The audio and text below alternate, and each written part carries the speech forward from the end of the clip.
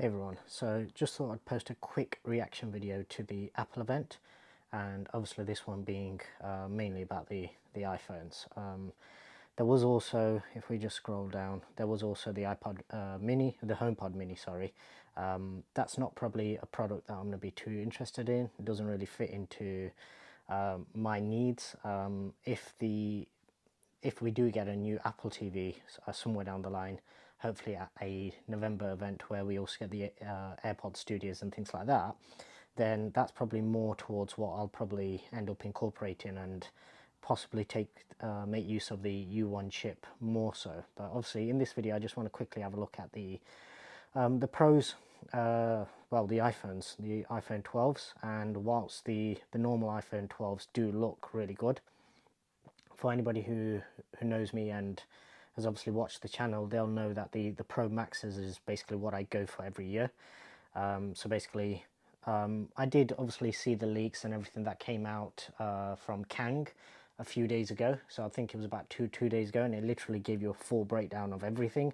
There were a few details that were wrong, I believe. So some of the camera details, I think they might not have been fully accurate, but basically, taking a look at it, it's basically the beast that I thought it was going to be. And obviously with Apple, their videos always make everything look absolutely stunning. I mean, when it comes to selling a product, nobody does it quite like Apple in terms of all their shots, all the music and everything, the way that they put together their ads, but also the way they take these particular renders and pictures, and they just make it look near perfect.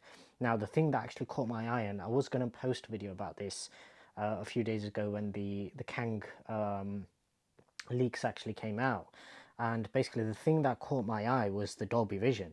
So I kind of got a hint of this from a video that was posted by a LumaFusion channel.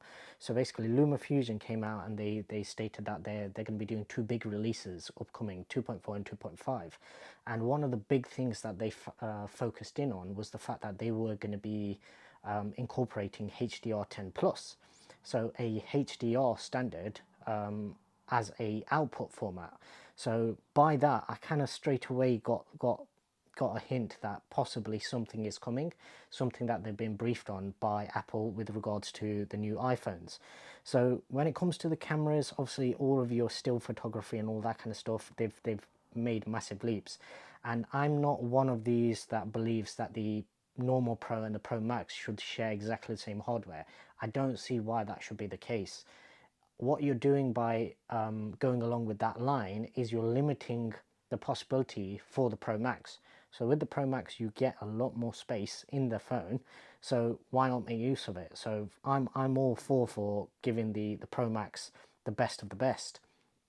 And if we take a look at this, so your wides, basically your wide camera is pretty much the same, apart from you're getting, rather than OIS, you get sensor shift OIS on the Pro Max. On the ultra wide, pretty much similar, so almost entirely the same. And then your telephoto, the aperture on the Pro Max is slightly lower, so basically you probably won't let in as much light, but the field of view is slightly different with a different focal length as well. So obviously that's something that will change up the photos that you're actually getting. And for me personally, when it comes to any type of portrait photos, I do prefer the telephoto. I'm not one of these that prefers the wide just because you can get more of the subject or anything like that. Generally, probably 90% of the portrait photos I take, actual subjects, so of people and things like that, are generally always with the telephoto lens. So that's something that I'll be looking forward to. But obviously coming down, this is basically where I was excited beforehand, and this is where they've absolutely knocked it out of the park with this one. So Dolby Vision recording natively on the phone, and then you can also edit it within the same app. Now, the one thing that I'm hoping is that, obviously, as I mentioned, LumaFusion have already mentioned that they're going to be getting HDR10 plus support. I hope that they do actually, because I'm guessing this is going to be a royalty kind of issue where they have to pay, obviously, in order to edit or to play back Dolby Vision, you have to pay licensing. Basically, you have to license that particular codec from from Dolby essentially. So I hope LumaFusion do go along and basically get that licensing done, so then we can actually output via LumaFusion, which is basically, that's the software I use for probably 99% of my videos. With this particular video I might just upload it straight, but with all my other videos generally what I'll tend to do is literally edit it in LumaFusion and then upload it. But yeah, I'm massively excited for just the advancements. I mean, there's so much more more size and more light and everything that's coming in with the new camera setup, if you like, on the Pro Max. And that's even before you start to look at the phone. I mean, it is just stunningly beautiful. Like the 12 looks good in this shape, and it reminds you very much of the 5S, those kind of, and the SE. But with the stainless steel, it just looks like something else. It's just, I mean, the gold, I mean, the blue I've been wanting for a long time. So blue is my favorite color. I've been wanting a blue iPhone for a very long time, but that gold really does. I mean, I'm not a kind of blingy kind of person, so normally I would actually avoid anything that is that ostentatious, but just the gold that they put on it, it just looks so perfect. I think all of the colors, to be fair, I think the way that they coat their phones, all of the white iPhone 11 Pro Maxes I've ever seen, I really like the look of those.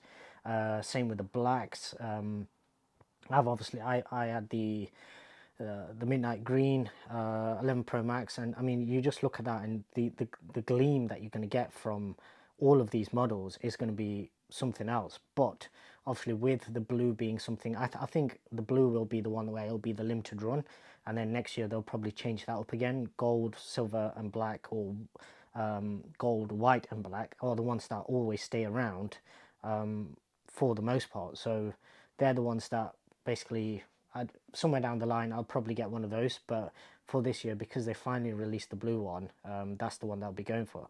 Now, something that I did also note is, if you actually come in and you take a look at the pricing, funnily enough, if I spec up the one that I'm going to be going for, this is actually £50 cheaper here in the UK.